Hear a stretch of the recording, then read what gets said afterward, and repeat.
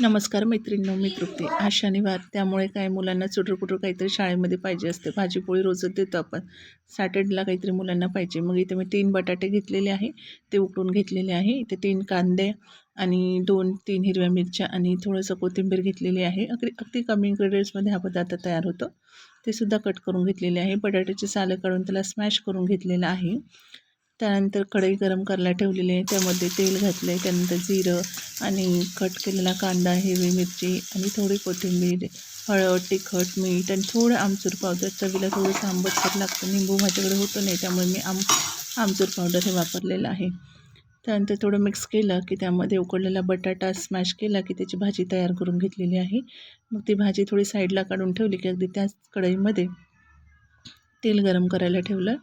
तेल गरम झालं त्यानंतर इकडे मी काय तर बॅटर बनवलं आहे. एक वाटी बेसन घेतलं, त्यामध्ये थोडं हळद, तिखट, थोडं मीठ आणि थोडंसं ओवा असा चोळून टाकलेला आहे.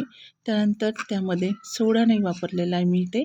सोडा न घालता, मुलांना सोडा चांगला नसतो खाण्यासाठी, त्यामुळे मी गरम केलेलं तेल मोहन घातलेलं आहे.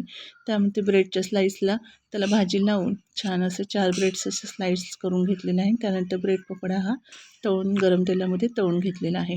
झटपट होतं, काही वेळ लागत नाही या पदार्थाला आणि खूप कमी इन्ग्रेडियंट्समध्ये हा पदार्थ तयार होतो.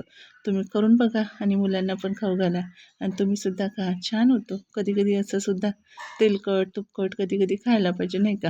मुलांना घरचं बाहेरचं देण्यापेक्षा घरीच असं खावंसं वाटतं. तुम्ही पण खा आणि रेसिपी आवडली असल्यास कमेंट बॉक्समध्ये नक्की करा. व्हिडिओ लाईक करा, शेअर करा. धन्यवाद.